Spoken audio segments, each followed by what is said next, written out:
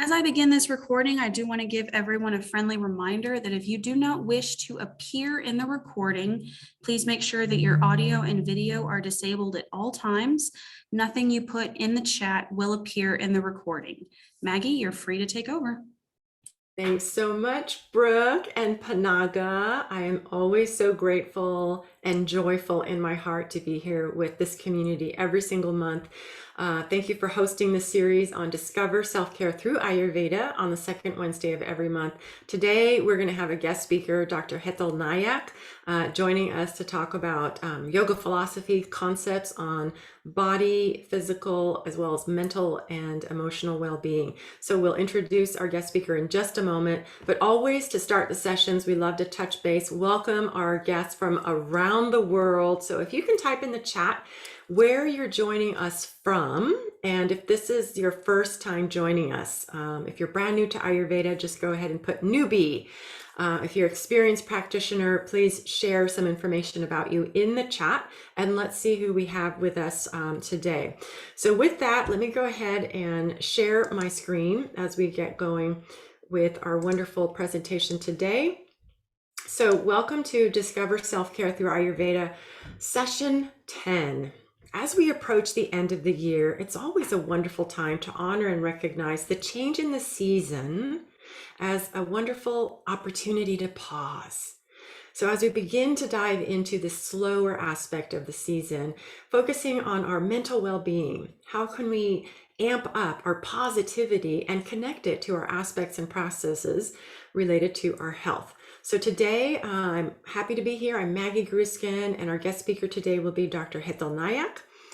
And as we focus each month on a different topic, join us for November and December, as we'll be focusing on gratitude and mindfulness for November. And then December, we'll wrap it up with an upward spiral living map, learning about mastery and purpose in our everyday habits. So join us every second Wednesday to catch up on the previous sessions. If you've missed any of the previous 9 recorded sessions, go to the YouTube channel for the San Antonio Public Library, and the link is there at the top of the slide.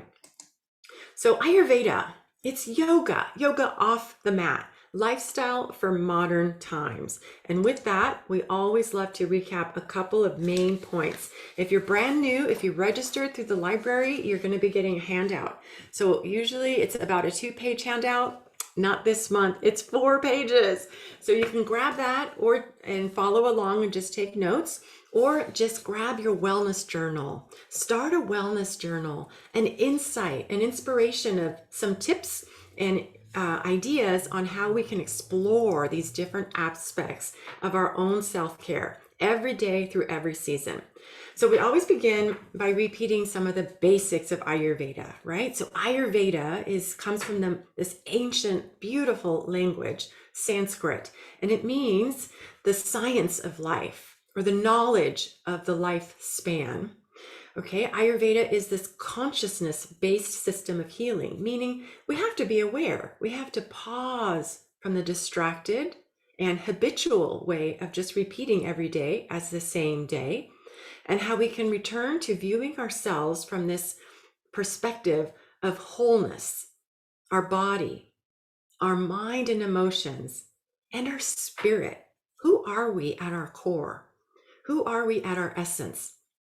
Ayurveda uses all of the 5 senses, what we see, what we hear, what we smell, what we taste, what we touch, as beautiful, simple, and powerful tools to dive in and have fun building self-care habits. So you don't have to be a vegetarian or practice yoga and meditation or even learn Sanskrit, but to dive into these areas of Ayurveda and yoga, you do need to be curious and care about your own health. You do need to have a desire to want to perhaps live in harmony with nature, of self and of nature outside of our body. And you do need to have this desire to learn and practice bringing a greater and dynamic aspect of balance into our everyday life. So yoga off the mat is a beautiful way to look at Ayurveda as these sister sciences that feed and support each other in our everyday practices. So let's just bring a curiosity, a mindset of learning how to live our best lives every day, making every day a masterpiece in our own unique, beautiful way. Bringing in the ABCs, awareness. Who am I? The B, the breath. Let's make that space and let's step into that gap of who we have the potential to become today and in our life. And then C, become conscious choice makers every day, choosing what is yum for us and discerning what is yuck and no longer serves us. So with that in Ayurveda, we look at all the different doshas and gunas. And today we're going to dive in particularly to our mental aspect of self. So let's pause for a moment and let's ask our first poll question. So how are you feeling today? Just checking in with yourself, taking that breath and just being aware. How are you feeling today? If you want to post it in the chat, just sharing with everybody the spectrum of emotions and feelings that we all can have throughout the day. I see we have people from San Antonio joining us, a newbie from San Antonio, from New Hampshire. Beautiful, wonderful. Somebody is feeling content and grounded and happy. So all over the place, comfortable. So just checking in and taking pause and really reflecting on this awareness. So let's take a deep breath. And as you exhale, let's exhale all that no longer serves us. What we were doing, what we were thinking. And as you take another breath, as you exhale, know that we are releasing all that negativity, the old energy, the old thought. And as you effortlessly take in that breath, be open, bring in that curiosity, that blank slate, perhaps with the gratitude of making this time together for you to honor our self-care. So as we reflect on how we're feeling, it's always really a great reminder to be aware of the context of our thoughts, of our emotions, and how these are connected to how we show up. So how are the thoughts externally from what's happening in our social, in our health, in the global context of the pandemic, and then through the seasons? Are we aware of the changing of the seasons? Perhaps this is a new layer of awareness that can connect us to the rhythm of life outside of our body and how that's connected to the rhythm of life inside our body. So as you begin to be aware of that, return your breath to normal. I invite you to get out your pencil, paper, if you like to take notes, or just sit back and take in some beautiful ideas as we now welcome our guest speaker, Dr. Hettel Nayak. So Dr. Nayak is one of my new best friends. I've known her now for 5 years, maybe, since I moved here, 2000. No, it's been more than that, maybe 7 or 8 years. We both love yoga, and Dr. Nayak has been a constant source of inspiration for me.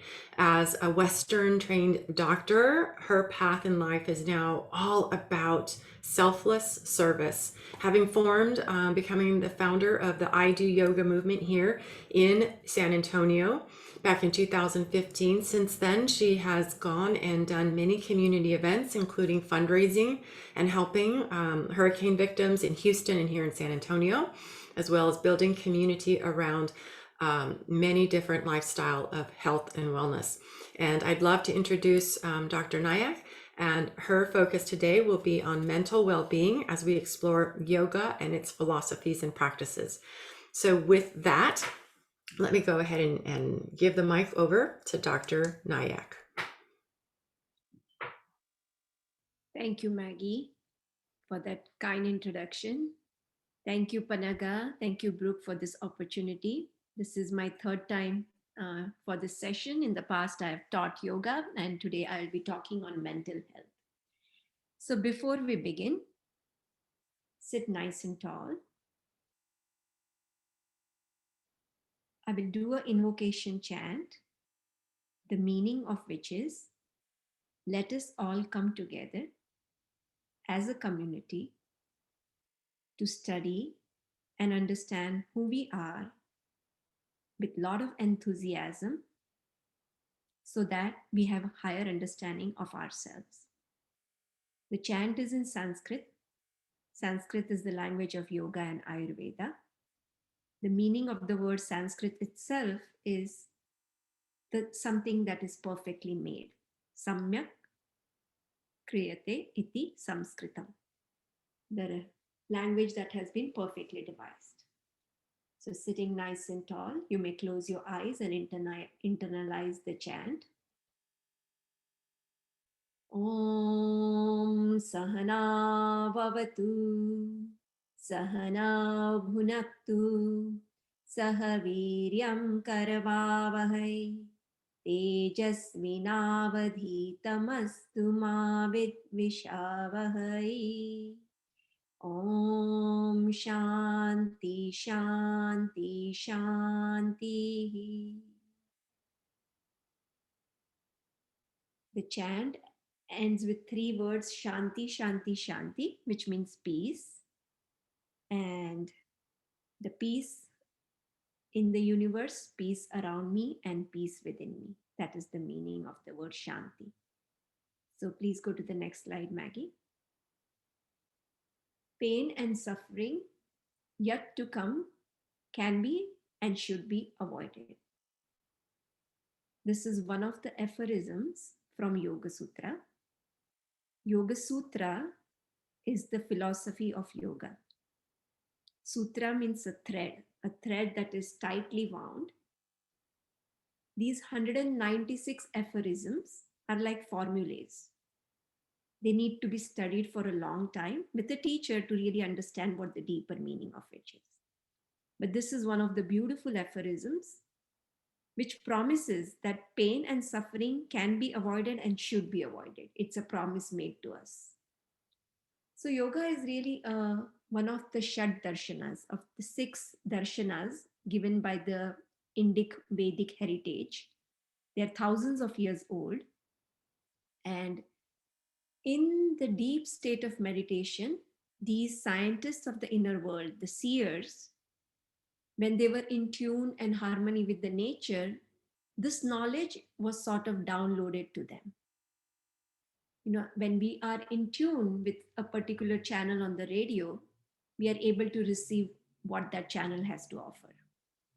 In the same way, these scientists of the inner world, because they were in harmony with the nature and at peace, were able to tune in and download the highest knowledge. So that is what the little background on what yoga is and what Yoga Sutra is. It's an ocean. So today I'm just going to give you the bird's eye view of this ocean, the vast ocean, and the promise that it makes for us. Next, please. So happiness is what we are all seeking. Every question I ask you, why do you do this, will eventually lead to the answer so that I'm happy. So it's not wrong to desire happiness, but the method we have adopted currently, we need to reevaluate it. We're trying to seek happiness through A, B, and C, through the articles, things in the world, that's A, through beings, people around us, thinking that so and so person is going to bring me happiness, or through circumstances. Trying to acquire happiness through articles, beings, and circumstances sort of is what millions of people are doing. But yoga says, take a pause, because there is a flaw in this method of seeking happiness. So there is a little understanding which I would like to present at this time. Whatever our natural desire is, right? Like thirst, hunger, sleep, and procreation. These are our natural desires. These are inherent. These are desires within us, which every being around us has. We have thirst, we have hunger, the willingness to or wanting to procreate, and sleep. Whatever is the natural desire, the nature has provided for it. So listen to this very carefully, and you must reflect on this to understand further from here. Whatever is our natural desire, the nature has provided for it. For hunger, we have food that nature has provided. For thirst, water is provided. For the sleep, the natural requirement of the sleep is provided. And for procreation, we have been provided. So being happy is our nature. It is inherent in all of us. Everybody wants to be happy. So if it is a natural desire, like everything else, nature has provided us. It is already within us. It is our true nature. I'm not able to experience it right now because it's covered with ignorance. Because I really have not taken time to understand who I and why am I here. The ignorance is covering the light within us. And that is why I am not understanding, or I'm not accessing that happiness all the time. I access it and then it goes away. So that is the understanding. Next, please. So if I ask you, what kind of suffering do you have? Or what kind of pain do you have? All of us might have a long list. It's my kids, maybe it's my spouse, it's my mother-in-law, it's my neighbor, it's my boss. A long list we might have. But the yoga philosophy, or the Sankhya philosophy, which yoga comes from, says the pain is only of three kinds. It divides all the suffering only in three categories: Adi Bhautik, Adi Daivik, and Adhyatmik. I'm using Sanskrit words, but of course I'll translate them. What you're seeing in this picture is Adi Daivik, pain and suffering that comes from natural disasters that we have no control over, or sort of we think we don't have control over. And if you dive deeper, eventually we do have control over. But let's for now say we don't have control over these. So these are the first pain or suffering, the cause of pain and suffering. The second one here is Adi Bhautik, pain and suffering that comes from beings around us. It can be plants, animals, or it can be other people around us. And a majority of our time goes here in this kind of a pain. Like we said earlier, A, B, and C, right? Articles, being, and circumstances. We think if we change one of these three things, we will be happy. So that pain is called Adi Bhautik. Next, please. And this is Adhyatmik, pain and suffering that comes from our own self. Pain and suffering because of my body not being healthy. Pain and suffering because my mind is not healthy. So one of those two. So a lot of our pain actually comes from our own doing, our own creation. Next, please. So then yoga says, if this is the only three kind of pain we have, can we really understand where is this pain coming from? If it is coming from within me, why is the pain coming from within me? And this is one of the most important slides. This has been taken from the second chapter of Yoga Sutras. Yoga Sutra has 4 chapters. The second chapter is most relevant to us. The first chapter is for the advanced practitioners. And it divides the practitioners very beautifully into a beginner, an intermediate, and an advanced practitioner, depending on the kind of mind we come to yoga with. So yoga classifies mind into 5 levels. There is the first mind, which is scattered, which is all over the place. That kind of a mind is not ready for yoga. That's why you see, if we are millions and billions of people, not everybody wants to practice yoga, right? Because if mind is absolutely scattered, there's no way we will have understanding of this higher knowledge. So that is the first kind of mind. The second kind of mind is mudha, or the mind that is stupefied, the mind that is dull, the mind that is always indulging. That kind of mind will not grasp this higher knowledge. So that is not ready for yoga. The third kind of mind is distracted mind, which most of us here have. We're able to focus for a little bit and then we get distracted. And then we bring our mind back and then we get distracted. So, sort of, we have a distracted mind. And yoga says that's the kind of the mind that is ready for yoga. Okay? But it's not going to experience yoga. Yoga means absolute integrity, absolute peace of mind is what yoga is. Distracted mind will experience peace, but we won't be able to maintain it. But that's the kind of mind that is ready for yoga. If the mind is further more focused, it's called ekagra mind, the mind that is absolutely focused. That's the kind of mind which is ready for advanced practices. The mind that is distracted is ready for the beginner's practices, the second chapter of yoga. And then it defines why is our pain and suffering there. It calls it klesha. Klesha means afflictions, the causes of our pain and misery. It gives 5 causes. The first or the root is avidya, ignorance. Ignorance of not understanding who I am really. Who am I? Avidya. Vidya means knowledge. Avidya means ignorance. Avidya is the root cause of all the suffering. Avidya of myself.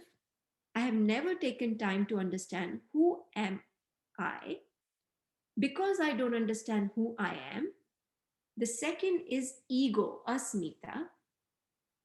I am thinking that this intellect is me, this mind is me, this ego is me, this body is me, this achievements I have is me, these things that I have gathered is me. So all sorts of wrong identity it takes over because it does not know who it really is, the pure consciousness within us, the light within us, the awareness within us, my true nature. Because I don't know it, because I have never experienced it, I take this false identity. That's the ego.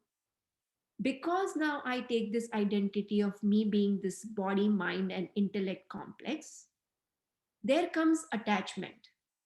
I, me, and mine. That is defined as raga, attachment to the false identity that I have created. When this attachment or the raga is very strong, I develop aversion or hatred or dislike for certain things. I run after pleasure and seek constant pleasure from outer world. That's the raga. And I try to avoid pain by running away things that don't bring me pleasure. And if you really closely see, we are in constant seeking of getting something and avoiding something, running after something and avoiding something. That's called as raga and dvesha. And the last one is abhinivesha. My understanding is so wrong, my attitude is so wrong that I don't want to change it. I'm so attached to my understanding that I fear if I let go of this understanding, I might lose my identity. Or sometimes this is also translated as fear of death, clinging on to death of my old understanding, right? The old understanding that this body is me, or this mind is me, or this intellect is me. So these are the 5 kleshas or afflictions. Next, please. Because of these afflictions, raga, dvesha, that we talked of, attachment, aversions, ego, and ignorance, I have these feelings in me. Because of my attachment, there comes greed or lust, wanting to acquire what I'm attached to. If I don't acquire what I'm attached to, I get angry.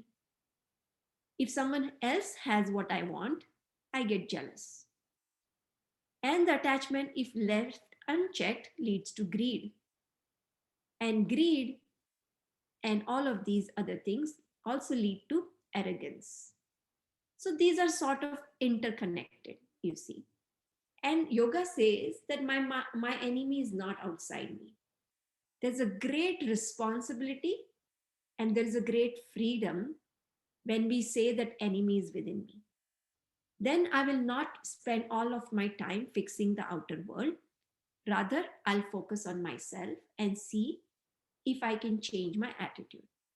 So these are the enemies that we are dealing with in yoga, nothing outside us. Next, please. So there are laws in material world. Why should I believe that the outer world is not going to give me happiness? So these great scientists of the inner world, in their deep state of meditation, try to understand the body, mind, and intellect complex.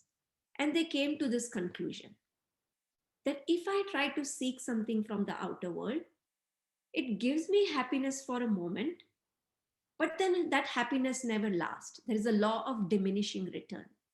And just to take a simple example, say I like a piece of chocolate. I take first piece of chocolate. It gives me a tremendous joy. I'm very happy for a moment. Then I take a second piece. The joy goes down. And then I take a third and the fourth and the fifth. By the time I eat the 10th piece of chocolate, I'm miserable, right? So you can contemplate on this and start experimenting. Anything in the outer world has this law of diminishing return. It does not guarantee peace of mind or joy forever. Second is dukkha mishrana. Nothing gives you pure joy. The joy is coupled with pain. A simple example I give to my kids. I want to go to the Sea World. I have a lot of enthusiasm. Then I go to the Sea World, I see long line. There starts my first disappointment. Long line for tickets, long line to get onto the rides. Then I'm hungry. Then there's not food of my choice. So many things. So I started with something that I thought will give me joy, but then it always is coupled with some kind of pain or the other. And that's true for everything in the material world. And the last one is law of bondage. I might be able to get everything I want, but once I get it, I'm fearful of losing it. I'm bound to it. I'm bound to what I have acquired, and I have fear of losing it. These are the three laws of material world. Next, please. So yoga comes to this conclusion. Sankhya, which is the theory of yoga, comes to the conclusion. It seems that there's no permanent solution to my pain, misery, and suffering. If I find a solution, there is no guarantee that it will work. Next, please. After we have examined that, the first aphorism in Yoga Sutra is Atha Yoganushāsanam. Only when I have understood all of these things, I will embark on this higher knowledge of myself, which is yoga. And very systematically, very beautifully, in 196 statements in 4 chapters, through these 8 steps, very scientifically, geniusly put together, it's called as Ashtanga Yoga. It leads us to Samadhi, the last step, which is the perfect understanding. Sama is perfect. Dhi is intellect. Perfect intellectual understanding. And not only intellectual understanding, but practices that make us realize through the experience of what this knowledge is giving us. So it's not theory. Sankhya is the theory, but yoga is practices. It's an experiential science. It does not expect us to believe in anything. It wants us to come with an open mind, a clean slate, and only if you experience, then you stay on the path. So it's nothing, no force from outside. The yam is what is my relation? How should be my relationship be with outside? I'm not going to go into the depth of all of this because this is a big topic in itself. But in short, yama is my relationship with the outer world. Niyama is practices that I must embark every day. Asana is what most of us come to yoga for, the poses. Pranayam is the breath practices, the breath work. This is the most important tool in yoga, the pranayam. Our breath is the connection to the body, and our breath is our connection to the mind. I have no control over my mind because we all know that mind is like monkey. I'm not going to be able to control it. So beautifully, we have been given the tool of breath to access our mind. So this is one of the most important tools, but not one is more important than the other. All of these are important. And only when we have practiced these external limbs of yoga, pratyahara, then we go to the inner limbs of yoga, the higher practices, that is withdrawal of senses, concentration, meditation, and samadhi. If we do not prepare ourselves with these external practices of yam, niyam, asana, and pranayam, concentration, meditation is not possible. Next, please. So these are 4 aspects of mind. Really, it's not 4 aspects of mind. There's only 3. The chitta is not there, but I will like to go to the next slide and then we'll come back to this slide. So I have been mentioning about the Sankhya or the theory of yoga. This complicated slide that you're looking at is the foundation. If we try to just take one aspect of yoga, it's an ocean.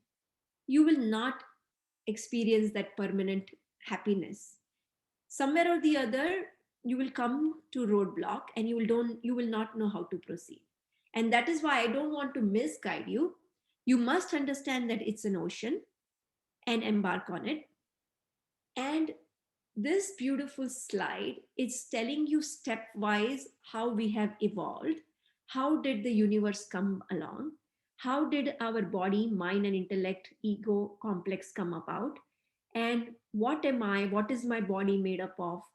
All of those complicated things are given in this slide. So this is a slide from Sankhya, philosophy of yoga.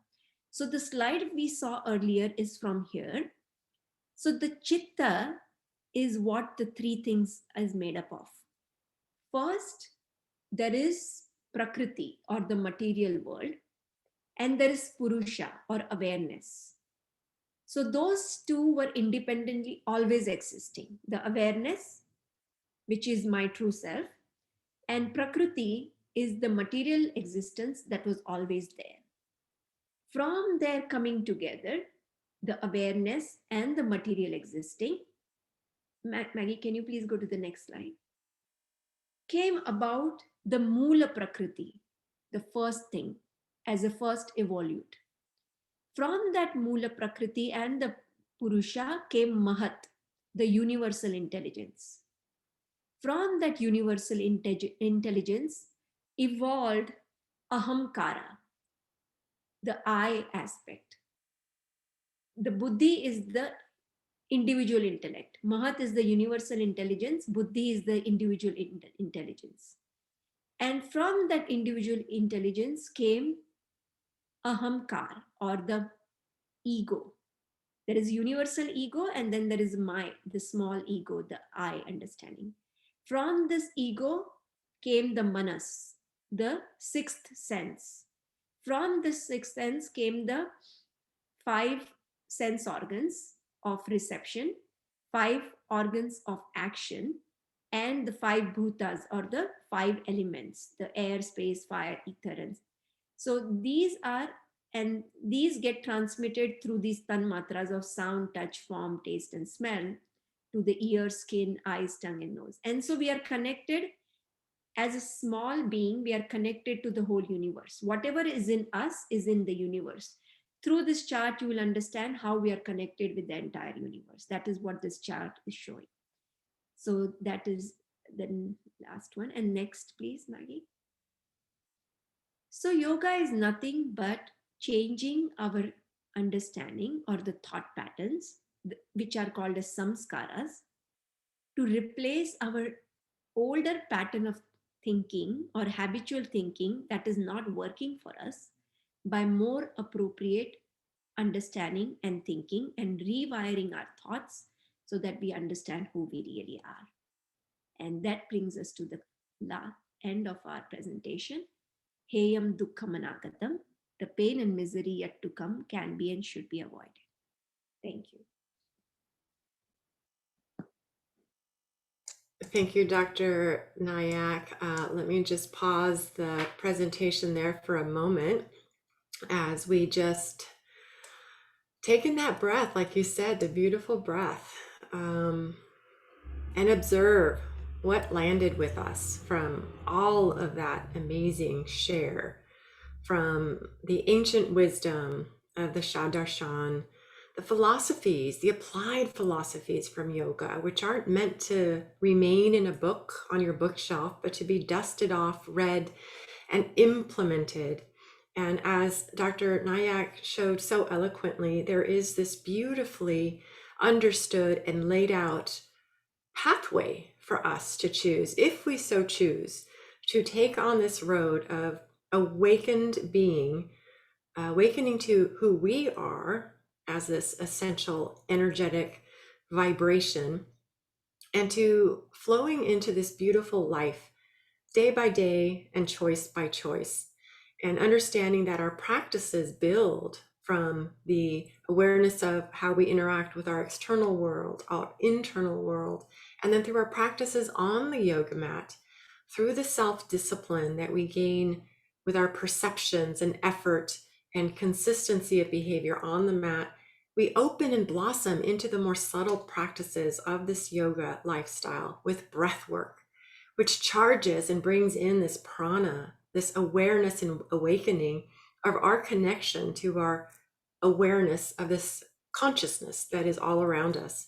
And as we deepen into those first areas that Dr. Nayak talked about in the Ashtanga Yoga, then it's as if we're blossoming and open to receive, and maybe even can perceive the more subtle layers of intelligence as it flows to us or in us and out of us in this infinite flow from consciousness to prakriti in our material being, in the essence in which it flows through us in our mental, emotional personalities. And so in that way, I hope this has shown you the magnificent pathways that yoga has put forth for us. And it has come to be practiced around the world. Here in America, at least 35 million people are considered regular practitioners of yoga on the mat, and about another 80 million are trying it out every year. So about a third of us here in the US are trying yoga, and around the world, it's also being rediscovered. So we hope that by these ideas and sharing the concepts from ancient wisdom, something has sparked within you to begin to practice some of these ideas, or to dig into the Yoga Sutras, to learn from these amazing bits of ancient wisdom and how it shows up in our modern lifestyles. So let's put in the chat, anybody, what was the thing that stood out for you guys? What's your number one aha moment? If you want to share in the chat, what was a new thing you learned? What is something that you may have a question about? So we have a few minutes here to visit with Dr. Nayak and answer any questions that you may have if you want to put them in the chat. And then we will wrap up the session. So yes, all pain is from looking externally. So that was something shared. That was an aha for someone listening, to be aware of the source of our pain, the type of our pain, and then to take pause and remember ourselves more fully, who we truly are, and that it's okay to have the desire to be happy and to recognize our unique path back towards that wholeness and health. So thank you for sharing that. So if there are no questions, I know there is a lot of information shared. You might want to re-watch this amazing presentation from our guest speaker, Dr. Hettel Nayak. So we'll go ahead and move now to a brief exercise. If you don't mind, Hettel, I will now move into more of a modern perspective as we look at ancient wisdom and what we have discussed. Now let's look at the recent movement in positive psychology. Most people are aware of the Freud psychoanalysis and looking at pain and pleasure. So these ideas come from the kleshas that were discussed today, right? We are either running towards something or running away from something. So as Freud discovered that, we went then into Adlerian psychology and focusing on our power, how we can express our self most fully by, going after that expression of power in whatever way it is in our life, in our roles, in our situation. And then as psychology has morphed into many different aspects of transpersonal psychology, Viktor Frankl looking at transcendence and looking for discovering meaning in every day, by remembering that we have these beautiful treasures of the soul within us. So as many of these wisdom thought leaders have guided us away from looking at us as being sick or broken and coming back to this aspect of wholeness, which is resident and present in Ayurveda, in yoga philosophy. Most recently, Martin Seligman, formerly a president of the American Psychological Association, created the positive psychology movement, which is just growing around the world, which is focusing on tapping back into this wholeness and recognizing that when we live from our values and when we operate from our strengths, we experience and connect with greater moments of meaning, contentment, and connecting with greater meaning and purpose in life. So if you're familiar with this, if you'd like more information, you can go to viacharacter.org. So viacharacter.org to take your own assessment, and you will get your top signature strengths. And this is really important now, as we may be facing a lot of this distraction that was talked about, right? So to bring back the focus and to highlight and see ourselves from that wholeness, that beautiful, healthy, vibrant, spiritual essence encased in this body. And then when we view ourselves from that wholeness, we remind ourselves that happiness is natural. So how do we get back from our choices that do not serve us and get us back onto that path of that which serves us and brings us back into greater dynamic balance? So by living through those signature strengths, we honor our own uniqueness from the consciousness into the prakruti of who we are in this beautiful body, with this beautiful mind, and how we exude our essence in our personality, in our emotions, and how we show up in the world. So in the handout, there's an exercise to do. I invite you to do that on your own. It's called the slice of pie analysis. And it really asks us to spend a few moments brainstorming on answering that first soul question: who am I? So just pausing and thinking about the new concepts of who we are between thought and our material body and mind. We are more than our job and our title and our gender and our roles in society and our surroundings. And as we dig more into these ideas from ancient philosophies, they're coming back full circle because they are so important in that they facilitate our ability to be present, to develop practices which ground us in our being, our wholeness of being, reconnecting back into the wisdom of the body. And as Dr. Nayak mentioned, that our breath is a tool that connects us both into our body and into our mind. So as we live more integrated from that wholeness and that beauty and that joy that is our natural right, then we can remind ourselves to reach into our grab bag of our strengths and bring those out, those values of truth, justice, temperance, creativity, positivity, love, gratitude, all of these things, and to use them every day. The more we live with full expression, modern psychology is saying that these will lead to greater happiness, greater contentment. So we experience happiness as a result of living most fully, expressing our unique sense of self as uniquely and as authentically as nature made us. So can we create this lifestyle based on who we are?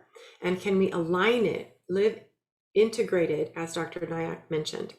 So I invite you to do that, to check out the values and character strength at viacharacter.org.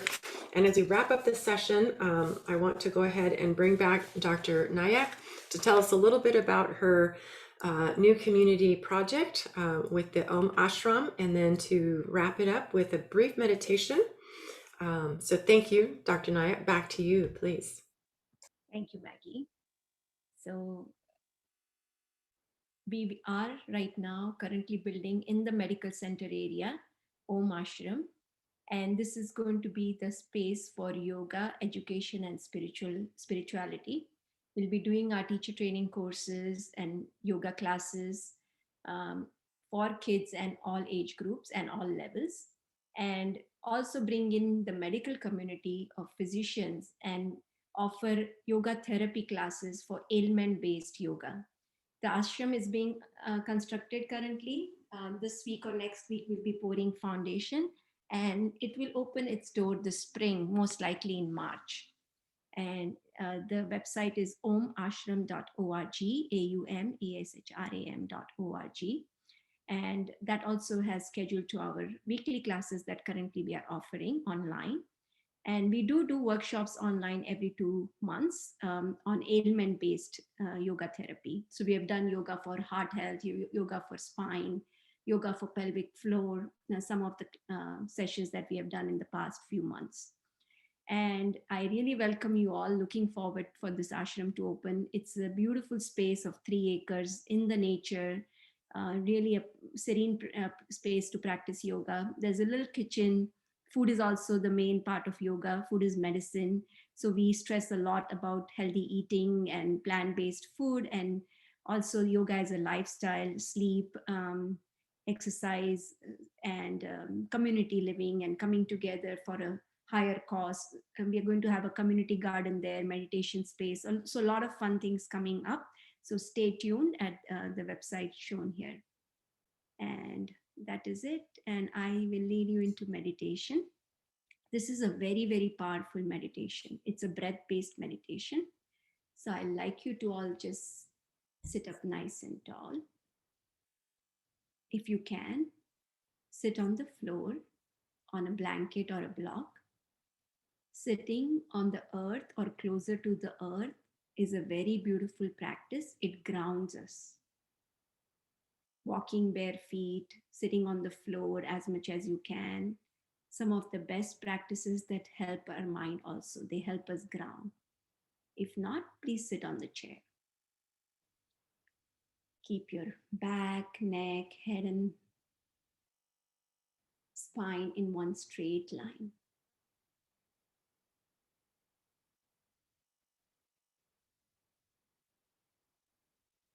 Let go of your physical body. Relax the toes, your ankles, the calf muscles, knees, thighs, and hips.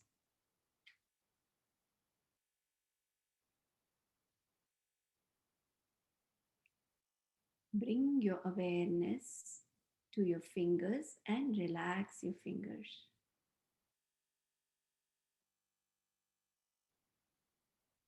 Relax the hands, the wrist, forearms, elbows, upper arms, and your shoulders.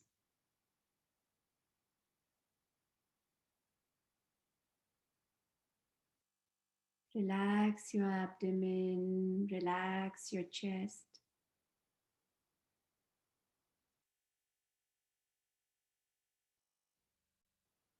Relax your lower back, your middle back, and your upper back.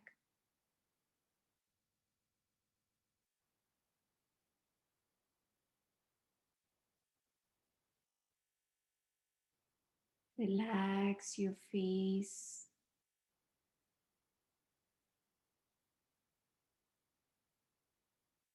Relax the top of your head, your forehead. Relax your eyelashes, your eyebrows, your eyeballs.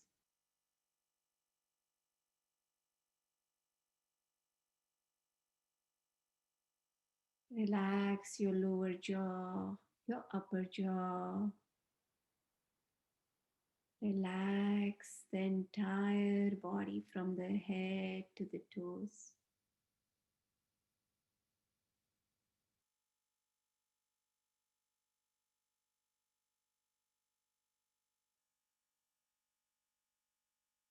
With your physical body completely relaxed, tune in into your breath.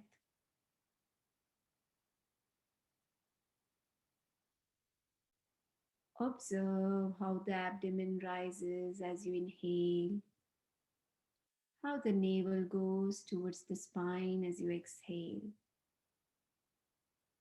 Do not try to control or alter your breath, just observe your breath.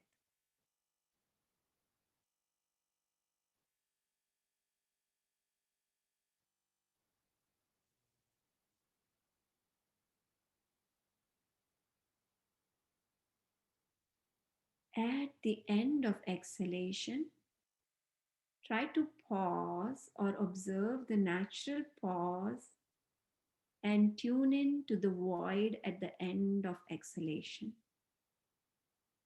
Tune in to that emptiness at the end of exhalation.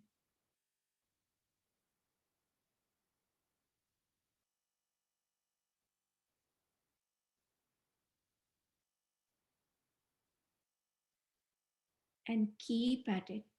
At the end of every exhalation, tune in to the emptiness.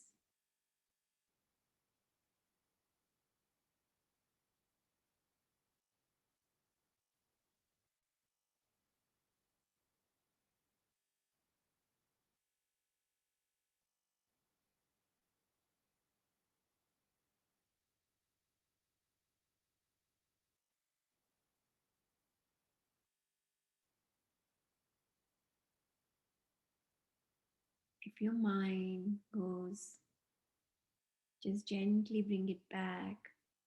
Connect with your breath.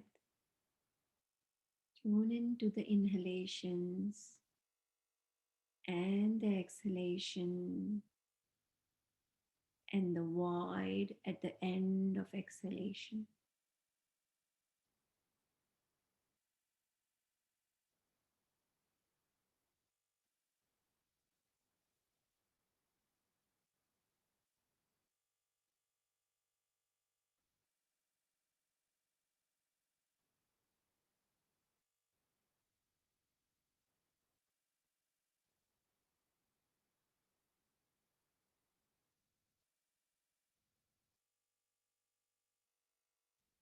Taking time out during the day, at least once, to practice this breath absorption and absorption into the void after exhalation. It's a very powerful practice to delete or wipe off the old pattern of thinking.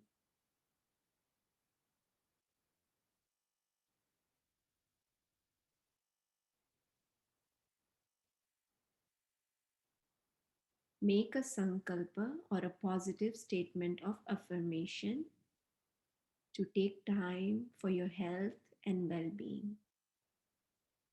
If we do not take time out for our well-being, sooner or later we have to take time out for our sickness.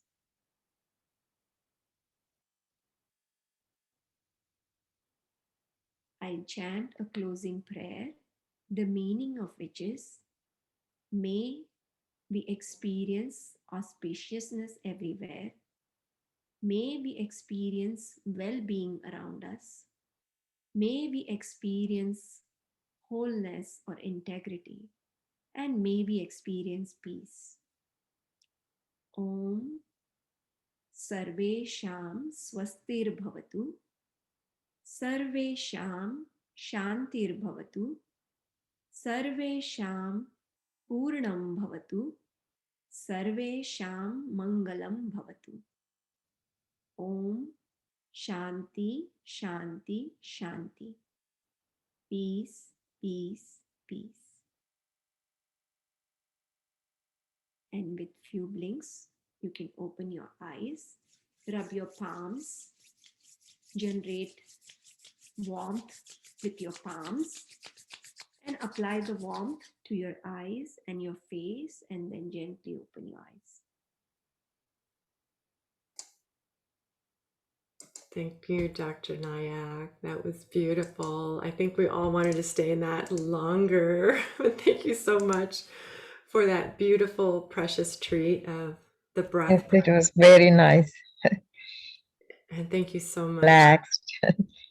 I'm so Thank you both, Maggie, also presentation very nice, and Dr. Nayak, it's very nice. Thank you, everybody. Thank you, Dr. Nayak. And now we'll turn it back to Panaga to end the show today. Thank you for joining us. Thank you, Maggie.